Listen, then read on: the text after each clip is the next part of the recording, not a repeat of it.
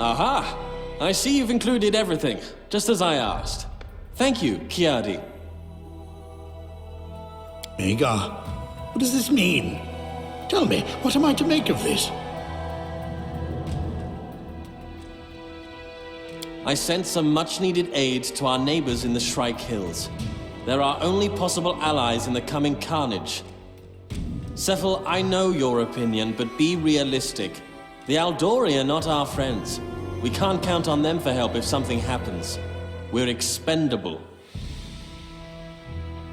You will not preach realism to me, you naive boy. Yes, we are bargaining chips to them. That is exactly what I'm basing my politics on. A delicate contraption which you are smashing to bits. War will come to Brevoy, even you can see that. But as long as it hasn't yet begun, can scarcely do better than pretending to be the Eldori's most loyal vassals.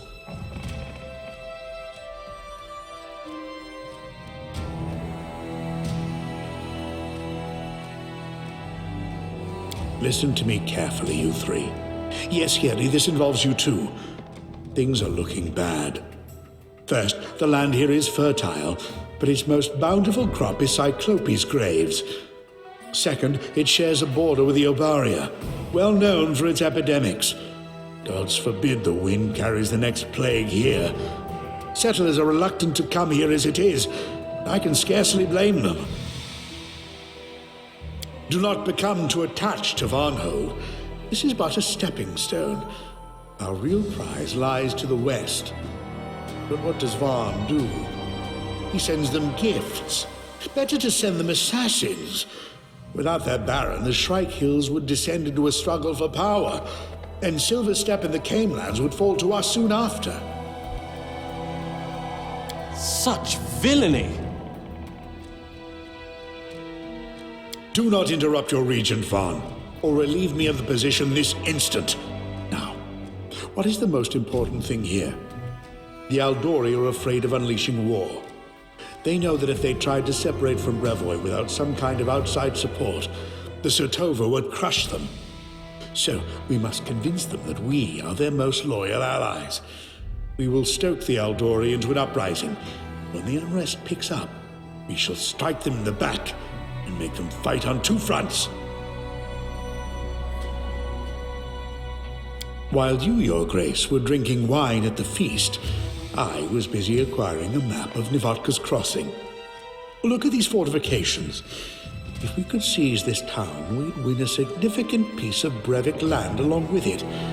After we've assisted the Sotova in hanging the Aldori on the gates, they will allow us to keep part of what we have seized as reward. Then we will have peace and prosperity. Get out of my sight, Cephal.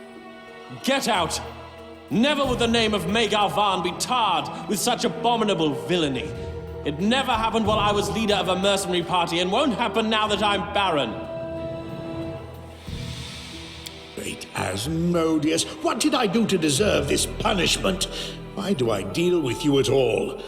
I should have taken my share and retired a long time ago. I'll be off somewhere soon enough. To Absalom or Cheliax. I shall read books on the porch and drink wine, while you do whatever you want. Burn the city down and get yourself killed. Come to me later. We need to talk. I can't believe my ears. Must the history of our country begin with such villainy? Oh, Cephal. Cephal. Well. Let the old devil cool off. I'll talk to him later. Is that all, Kiadi?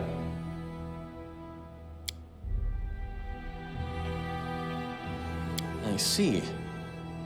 So, we've got a revolutionary from Galt on our hands.